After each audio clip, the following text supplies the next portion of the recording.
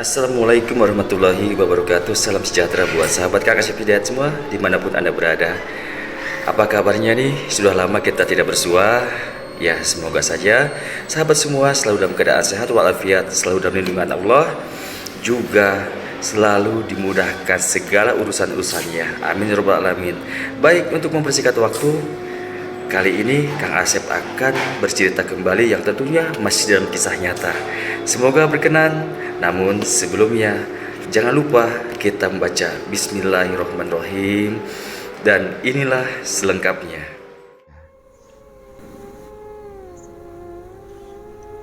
Ada 3 pemuda bersahabat yang selalu bersama kemanapun mereka pergi. Ketika di luar pekerjaan tentunya. Mereka adalah Romi, Joni, dan Rudi. Nah, ini mohon maaf, ketiga nama itu ya nama samaran ya. Lanjut cerita. Mereka bertiga selalu kompak dan setia kawan. Mereka bertiga juga tidak pernah membiarkan di antaranya kesusahan dalam segala hal. Mereka selalu saling membantu, bahu-membahu. Ya, yang namanya juga bersahabat, yang baik terkadang bisa lebih dari saudara sendiri. Usaha mereka masing-masing berbisnis dan alhamdulillah meraih kesuksesan. Di sela kesibukan dalam bekerja mencari rezeki yang tentunya demi masa depan, terkadang sesekali mereka mencari hiburan. Hiburan di sini tentunya masih dalam koridor yang wajar-wajar saja, yaitu pergi ke tempat karaoke. Hanya sekedar bernyanyi menyenangkan hati serta lelahnya pikiran setelah beberapa hari bekerja. Sore itu Joni sepulang bekerja masih dalam perjalanan, ia menelepon 2 sahabatnya, yaitu Romi dan Rudi. Dan saat itu Joni menelepon Romi. "Halo, di mana bro?" Demikian ucap Joni setelah teleponnya tersambung. "Ya halo, aku masih di kantor nih, tapi lagi siap-siap mau balik. Kau sendiri lagi di mana?" Jawab Romi yang mengatakan bahwa saat itu ia masih di kantor. "Bro, malam ini kan malam minggu, happy yuk," sambung Joni yang punya ide malam itu ingin mengajak happy. Dugem ya? Ingat John, gak boleh dugem. Aku males lah, gak zamannya lagi tuh, jawab Romi yang merasa tak bersedia untuk dugem. "Hei, ngaco kamu, sok nebak-nebak lagian siapa yang mau dugem? Maksudku, kita ngambil piprum dan kita nyanyi saja, bukan dugem." "Oh, kupikir dugem. Ayolah, terus si Rudi sudah kau telepon?" tanya Romi karena mereka bersahabat yang tak pernah terpisahkan. "Belum Rom, kau sajalah yang telepon dia ya. Nanti jam 9 malam kita kumpul di depan NP. Kita makan malam dulu, sudah tuh baru kita karaoke. Oke, setuju?" ucap Joni ke Romi. Lalu telepon pun ditutup. Sesuai janji dan kesepakatan, jam 9 malam mereka berkumpul di depan NP. Di area tersebut memang lumayan ramai, karena di sepanjang area pertokoan jika malam hari dijadikan tempat tongkrongan atau tempat jual makan serta minuman. "Hai bro, sorry nih aku telat," sapa Joni kepada Romi dan Rudi, yang saat itu Romi dan Rudi telah lebih dulu datang. "Entahlah Rud, siapa yang ngajak dan janjian, entah siapa pula yang telat datang," celetuk Romi kepada Rudi yang tentunya sebenarnya nyindir Joni yang saat itu baru datang. "Siap, salah," jawab Joni yang saat itu ia langsung paham jika ia mendapat sindiran dari Romi. Lalu mereka bertiga tertawa ceria. Mereka bertiga pun pesan makan dan makan malam. Setelah selesai makan, lalu Sesuai rencana, mereka bertiga beranjak berjalan menuju tempat karaoke yang memang tidak jauh dari tempat tersebut. Setelah memesan satu ruang VIP room, mereka bertiga pun masuk dan mulai menikmati lagu-lagu yang tersedia di aplikasi musik karaoke. Mereka bernyanyi secara bergantian, bahkan kadang mereka bertiga berduet seakan tengah jadi penyanyi profesional. Suasana malam minggu itu membuat mereka merasa senang dan bergembira tentunya, melepas rasa lelah selama seminggu bekerja. Di saat tengah bernyanyi, tiba-tiba saja pintu VIP room terbuka dan ternyata seorang gadis cantik masuk bersama waiter atau pelayan room membawakan minuman. "Maaf bang, aku terlambat ya," ucap wanita cantik itu sembari tersenyum manis. Ternyata wanita itu gadis pemandu karaoke yang ditugaskan di ruang itu. Tentu saja bisa dapat ditebak nih sahabat Kang Asep, mereka bertiga pasti seneng. Mereka bertiga bersemangat ditemani wanita cantik dan seksi itu. Suasana malam itu pun jadi lebih bersemangat. Namun si pemandu karaoke itu terlihat pendiam, bahkan cenderung hambar, seakan tengah tidak bersemangat melaksanakan tugasnya malam itu. Di tengah asik bernyanyi, tiba-tiba saja, blup, seketika lampu mati dan musik mati. Suasana di ruang itu menjadi gelap. Duh, pakai acara mati lampu lagi nih, keluh Joni. Di kegelapan ruang VIP itu terasa sepi, namun anehnya walau lampu mati di ruang tersebut terasa dingin, bahkan lebih dingin dari AC. Padahal jelas saat itu tengah mati lampu dan tentunya semua peralatan elektronik mati, termasuk AC di ruangan itu. Rudy mencoba meraba-raba meja, berusaha mencari ponselnya yang ia letakkan di atas meja sebelum mati lampu. Di saat itulah Rudy bersama dua sahabatnya mendengar suara seorang wanita tengah meracau tak jelas serta sesekali tertawa ngikik. Setelah Rudy mendapatkan ponselnya, lalu dengan segera ia berusaha menghidupkan lampu flashnya. Sontak mereka bertiga terkejut karena suara racauan serta tawa ngikik tadi ternyata wanita cantik si pemandu karaoke. Saat itu ia terlihat tengah duduk di sudut sofa dengan sikap menunduk sehingga raut wajahnya tidak terlihat, tertutup rambutnya yang panjang. "Dek, kamu kenapa?" Romi mencoba bertanya kepada wanita itu, seraya mendekatinya dan menyentuh bahunya dengan pelan. Namun wanita itu tak menjawab. Wanita itu masih diam tak bergeming. Ngapa pula cewek ini?" gumam Rudy sedikit bingung dengan situasi saat itu yang tiba-tiba mati lampu. Bahkan wanita pemandu karaoke itu pun dalam gelap bersikap aneh. Tiba-tiba saja lampu di ruang itu kembali hidup. Sejenak Johnny CS merasa lega. Namun sesaat kemudian wanita itu tertawa sejadi-jadinya. Sontak membuat mereka bertiga terkejut. "Astagfirullah, lah budak nih, kesampu agaknya," ucap Rudy yang saat itu benar-benar terkejut. "Hei, kamu kenapa? Dan kamu siapa?" tanya Rumik mencoba berkomunikasi dengan wanita itu yang diyakini saat itu memang tengah kesurupan. Mendengar pertanyaan dari Romi, wanita itu seketika berhenti tertawa. Saat itu Johnny yang memang tengah menatap ke arah bagian mata wanita tersebut seketika terkejut dan ketakutan. "Astagfirullah, budak ini hantu agaknya Rom." Sembari mundur beberapa langkah karena memang kedua mata wanita itu terlihat menjadi putih semua.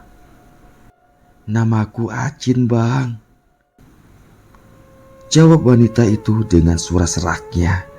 Tentu saja dugaan Romi semakin kuat Karena pemandu karaoke itu bernama Meli, berarti pemandu karaoke saat itu tengah dirasuki hantu wanita yang mengaku bernama Acin. Kembali Romi bertanya, "Terus kenapa kamu mengganggu dan masuk ke dalam tubuh wanita itu?" "Ini tempat tinggal aku dan aku kasihan sama perempuan ini. Dia sedang bersedih, makanya aku masuk ke dalam tubuhnya supaya dia bergembira." Jawab Acin yang disambung dengan tawa tak merdunya. Johnny yang saat itu berada di belakang Romi melihat Romi berkomunikasi dengan hantu Acin. Secara perlahan rasa takutnya hilang dan muncul sifat jaya dan tengilnya. Johnny melangkah mendekati wanita pemandu karaoke yang tengah dirasuki hantu Acin. Lalu dengan santai ia bertanya, "Hei Acin, kamu laki-laki atau perempuan? Atau banci?" "Shh." Acin mendesis seraya memandang ke arah Johnny yang saat itu berdiri di hadapannya dan bertanya, "Wah perempuan lah, wah cantik, wah Cina," jawab Acin sembari memainkan ujung rambutnya seakan tengah menggoda Johnny. "Alah, walau kamu bilang cantik, kamu sudah mati. Keluarlah dari badan dia, jangan ganggu," perintah Johnny ke Acin. Namun Acin tak jua mau keluar. "Kalau gak begini, kalau memang kamu cantik, coba tunjukkan wujudmu. Kalau kau benar cantik, aku jadikan pacarku ya. Tapi kalau jelek, gak mau aku," ucap Johnny lagi dengan ucapan tengilnya. Sontak, tiga sahabat itu tertawa. Merasa lucu, mereka tak merasa takut lagi. Lalu Acin menjawab pertanyaan dari Johnny. "Bolehlah, lu pasti suka sama Wala. Wah cantik dan seksi. Hihihi. Tapi tidak malam nih. Besok malam lu datang lagi ya ke sini." "Oke, besok kami ke sini. Nah, sekarang kamu keluarlah," ucap Johnny menyanggupi. Boleh Wah keluar dari badannya, tapi Wah minta roti pau atau darah. Wah lapar. Acin berkata jika ia mau keluar dari tubuh Meli, namun ia minta roti pau atau darah. Tentu saja membuat mereka bertiga sedikit kesal. Namun akhirnya mereka mengalah dan Rudi memutuskan untuk turun mencari roti pau. Yang untungnya di depan pertokoan biasa ada gerobak dorong yang biasa menjual roti pau. Tak lama berselang, Rudi pun kembali dengan membawa roti pau, permintaan hantu Acin. Sebelum roti pau itu diserahkan, Romi bertanya kepada Acin, "Hei Acin, kamu dulunya orang mana dan matimu kenapa?" Tiba-tiba saja Acin menangis terseduh. "Wah mati dibuanglah waktu masih kecil sama Wah punya orang tua di sini. Dan semenjak dibangun tempat ini, rumah Wah gak ada lagi dan akhirnya Wah tinggal di kamar ini, di ruangan ini." Demikian ucap Acin sembari menangis. "Ya sudah, ini rotinya dan keluarlah sekarang," ujar Rudi sembari menyerahkan sebuah roti pau kepada Acin. Setelah roti pau berada di tangannya Acin yang berada di tubuh pemandu karaoke cantik itu, dengan lahap memakannya. Setelah habis roti pau itu, ia tersenyum menyeringai. Lalu pemandu karaoke pun terkulai lemas di sofa, pertanda jika hantu Acin itu pun telah keluar dari tubuhnya. Singkat cerita, sesuai janji dan kesepakatan, mereka bertiga kembali ke tempat karaoke itu yang memang sebelumnya ruang tersebut sudah dipesan mereka jika malam ini ruangan itu mereka isi. Bahkan pemandu karaoke pun sengaja dipesan agar wanita yang sebelumnya, yaitu Meli. Seperti malam sebelumnya, sekira jam 10 malam, Mereka baru masuk ke ruangan. Lalu mereka bertiga duduk di sofa, namun belum ada di antara mereka bertiga yang memilih lagu atau memesan lagu favoritnya. Mereka masih sibuk dengan ponsel masing-masing. Tiba-tiba saja lampu di ruang tersebut mati. Namun tak lama berselang hidup kembali. Demikian berulang hingga 3 kali. Saat itu Johnny terlihat mulai gelisah karena ia sadar malam sebelumnya ketika hantu Acin datang dan merasuk ke tubuh Melly, ya, sama terlebih dahulu mati lampu dan hidup kembali. Dadanya seketika berdebar, ditambah cuaca di ruangan itu terasa semakin dingin dari sebelumnya. Di keremangan cahaya lampu di ruang itu, Johnny berpaling ke sebelah kanan di mana Rudy dan Romy duduk.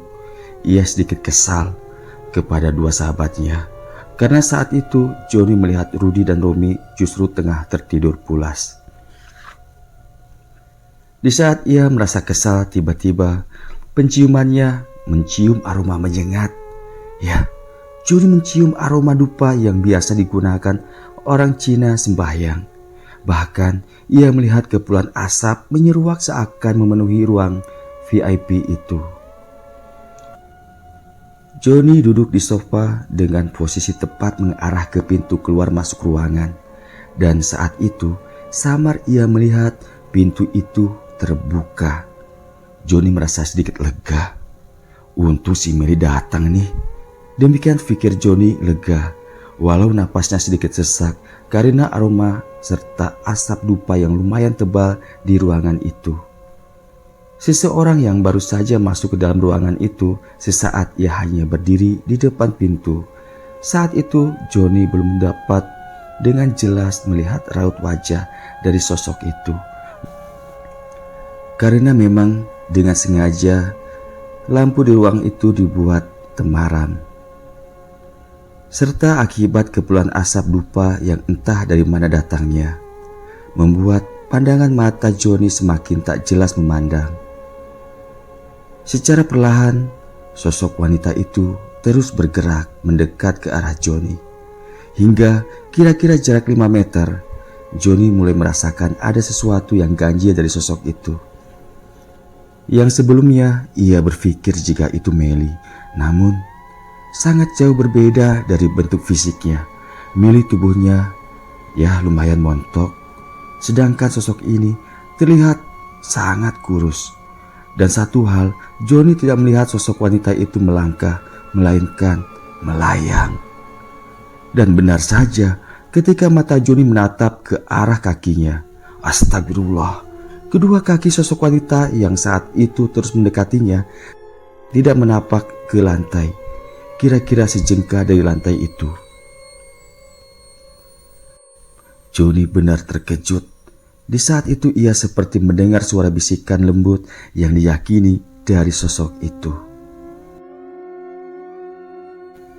"Bang, Wah Acin lah, tapi abang mau jadi pacar Wah."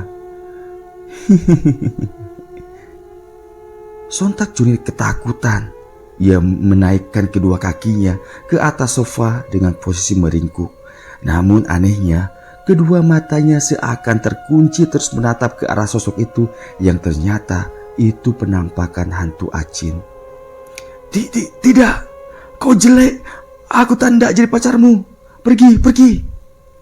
Jawab Johnny tergagap sembari melambaikan tangan ketakutan.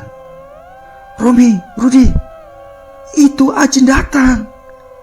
Setengah berteriak memanggil kedua sahabatnya sembari nepuk-nepuk bahu Romy, yang saat itu memang duduk di sebelahnya. Namun seperti tak mendengar, Rudy dan Romy tetap tertidur dengan pulas. Johnny begitu panik dan ketakutan saat itu. Sementara hantu Acin terus melayang mendekatinya. Bahkan hantu Acin dengan santai duduk di sebelahnya. Tangan kurus Acin menyentuh bahkan merengkuh bahu Johnny. Sudah bisa dipastikan saat itu yang diinginkan Johnny hanyalah pingsan atau tertidur seperti kedua sahabatnya. Justru dalam ketakutan, Anehnya, seakan ia dipaksa kedua matanya terus menatap ke arah wajah hantu Acin.